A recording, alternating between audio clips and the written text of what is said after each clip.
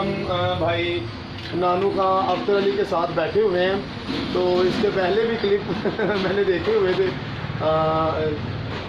Net में। तो अभी आज अचानक आए थे तो भाई से मिले, तो भाई ने कहा कि आप गीत सुनाएं और मैं साथ में प्ले करता हूँ। मैंने भी कहा कि भाई आप प्ले करें ताकि हम मिलकर कुछ वीडियो जो है वो क्रिएट करते हैं। तो आज हम भाई के साथ उसका रिदम भी सुनेंगे और साथ में ये नया गीत है ये भी सुनेंगे।